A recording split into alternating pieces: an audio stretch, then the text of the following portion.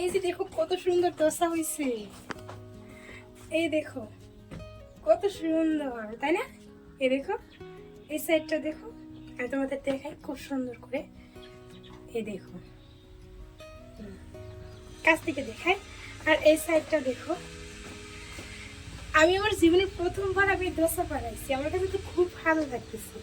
Wow, একদম soft.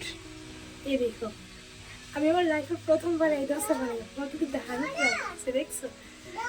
Just বসে গরম গরম মাংস রান্না করছি, গরম গরম মাংস রান্না করছি, তো গরম গরম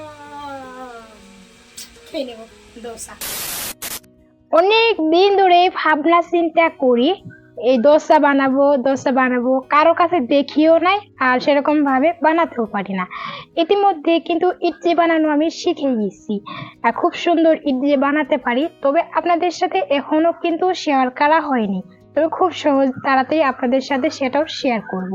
আর ফাইনালি অনেক দিন পরের স্বপ্ন এটা ছিল আমার, যে আমি দোসা, ইডলি এবং কি বিরিয়ানি রান্না করব। তো আলহামদুলিল্লাহ দোসা ইডলি আর বিরিয়ানি কিন্তু আমি খুব সুন্দর রান্না করতে পারি। তবে আজকে কিন্তু দোসাটাও কিভাবে বানাতে হয় সেটাও কিন্তু শিখে গেলাম, শুধুমাত্র ওই আমার পাশের বাড়ি যে আন্টি, যাদের কথা আমি কিন্তু সব সময় আপনাদের সাথে শেয়ার করে থাকি, বলে থাকি, সেই আন্টি আমাকে এই ব্যাটারটা দিয়ে গেল আর আমাকে বানিয়ে দেখিয়েও দিয়ে গেল যে কিভাবে বানাতে হয়। তারপর আমি হাতের কাজগুলো শেষ করে, আর দেরি একদম আমার কেমন জানি আর তর্স হইতেছে না, তাড়াতাড়ি চলে আসলাম বানাবো। তো হাতের কাজ শেষ করে তারপরে যে বানাতে আসলাম, আর আমার এত খুশি লাগতেছে যেটা আপনাদের কাছে আমি বুঝে বোঝাতে পারবো না।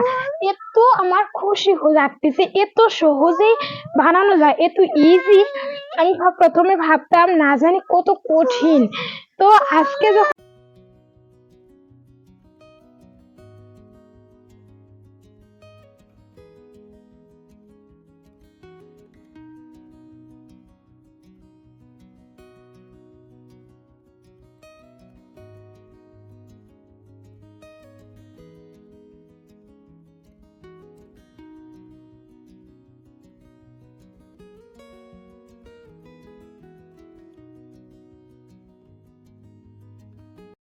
তো বাংলায় একটা কথা আছে না, যে যাক আমি দেখি নাই সে জানি কত সুন্দরী, যার হাতের খাই নেই সে জানি কত বড় রাঁধুনি।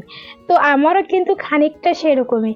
তো আমি প্রথমত ভাবতাম এটা না জানি কত কঠিন, কিভাবে বানাতে হবে।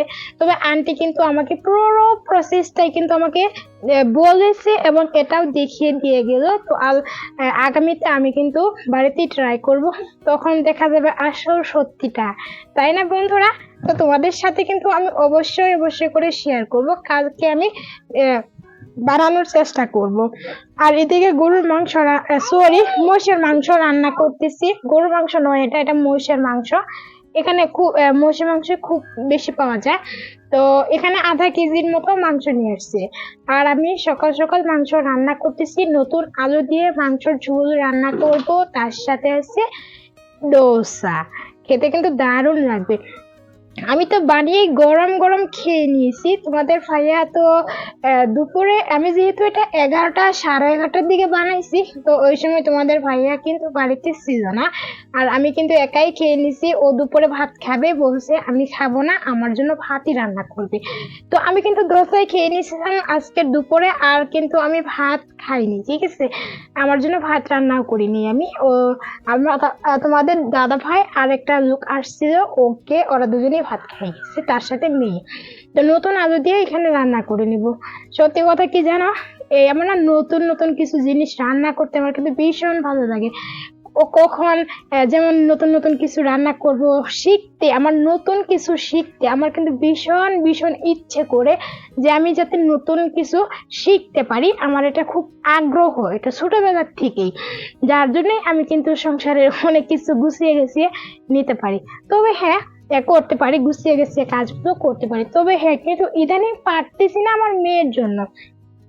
আমার মেয়ে কি করে জানো তোমরা?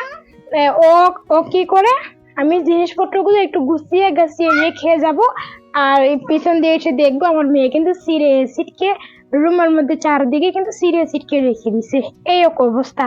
আর এই যে এখানে দেখো আমি রান্নাটাই করতেছিলাম, আর এই যে দেখো চামচ বাটি এসব নিচে ঢেলে এখান থেকে নিয়ে নিচে যে ফেলে রেখে দিচ্ছে। যে জিনিসটা উপরে সুন্দর করে গুছিয়ে রাখবো ওই জিনিসটা কিন্তু ওর নিচে ফেলে রেখে রেখে দিবে, তারপর ওই জিনিসটা দ্বিতীয়বার আর কখনোই হাত লাগাবে না ও। এই স্বভাবের হচ্ছে আমার মেয়ে, জানো কি আর বলবো তোমাদেরকে। চলো যে আমি ওদিকে রান্নাটা বসিয়ে দিচ্ছি, দিয়ে তারপর এই যে এখানে আমি কিন্তু ঘরটাকে গুছিয়ে নিতেছি।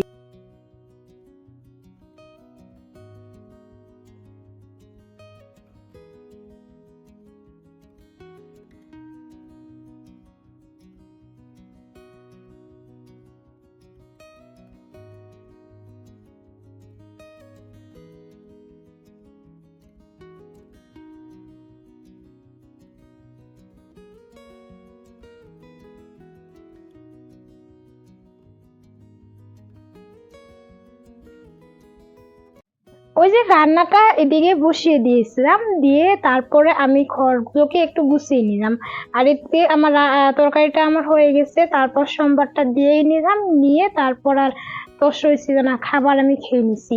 তো যাই হোক, আমার তো আবার সকালবেলা ওই যে ভাত রান্নার করতে হয় 8টার থেকে 9টার মধ্যে আমাকে ভাত রান্না কমপ্লিট করতে হয়। মাঝে মাঝে 9টা 9:30 হয়ে যায়, সেটা কিন্তু তোমাদের ভাইয়া কিন্তু আর কখন আসবে সেটা কিন্তু বলা যায় না, কিন্তু আমাকে রান্না রেডি করে থাকতে হবে। যদি আসার সাথে সাথে যদি ভাতটাকে দেওয়া যায় তাহলে একটু খাবে, আর যদি 1 সেকেন্ড দেরি হয় তাহলে আর খাবে না, চলে যাবে সিধা, তাই না? এই অবস্থা।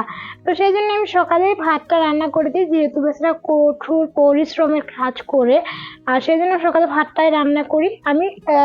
আমি যেসব খাই, অবশ্য আমি যাই খাই না কেন ওকে কিন্তু ভাতটাই দেওয়ার চেষ্টা করি, এবং ভাতটাই আমি ওকে দিয়ে থাকি। সাথে কিন্তু মেয়েকেও ভাত দিই, আর মেয়ে মাঝে মাঝে আমার সাথে এই আজে বাজে খাবারগুলোও খেয়ে থাকে। তো মা বেটি খাই, মাঝে মাঝে খাবার চেঞ্জ করি, তবে তোমাদের ভাইয়া কিন্তু ওই ভাতই খেতে ভালোবাসে। আর আমি এই যে আমার মেয়ে দেখো এখানে ঘর মুছতেছে, জানো। তো রান্নাটা কমপ্লিট হয়ে গেছে, আর আমি এখানে বসে গেছি ইডলি খাওয়ার জন্য। তো গরম তরকারি আর গরম ইডলি না খেতে কিন্তু দারুণ লাগছিল, জানো বন্ধুরা। তো যাই হোক, অবশ্যই তোমরাও ট্রাই করবে বানাতে। তোমরা কে কে ইডলি বানাতে পারো, সরি ডোসা বানাতে পারো, অবশ্যই আমাকে কমেন্ট করে জানাবে। আর আজকের ভিডিওটা যদি তোমাদের ভালো লাগে প্লিজ লাইক করে দিবে, যদি বেশি ভালো লাগে বন্ধুদের সাথে শেয়ার করে সবাইকে দেখার সুযোগ করে দিবে। যারা যারা এখনো চ্যানেলটা সাবস্ক্রাইব করেনি প্লিজ চ্যানেলটাকে সাবস্ক্রাইব করে ওর পাশেই থাকবে। আজকের মতো ভিডিওটা আমি এখানেই শেষ করব। আর হ্যাঁ, আমি কিন্তু কালকের ভিডিওতে এর আগের পরের ভিডিওতে আমি কিন্তু এই ডোসটা আমি কিন্তু নিজের হাতে বানাবো। তো দেখি কেমন হয়, কতটা পারি। হয়তো নতুন নতুন 2-1 দিন এদিক সেদিক হয়ে যেতে পারে, তারপর কিন্তু আস্তে আস্তে ঠিকই হয়ে যাবে। আমি শুরুতে কিন্তু ইডলি বানাতে পারতাম না, তবে এখন কিন্তু ইডলি খুব সুন্দর সফট ইডলি বানাতে পারি এখন। প্রথমত কিন্তু হয় না সবার, প্রথম যেদিন আমি বানাইছিলাম সেদিন কিন্তু খুব একটু টান হয়েছে, খুব একটা সফট হয় নাই।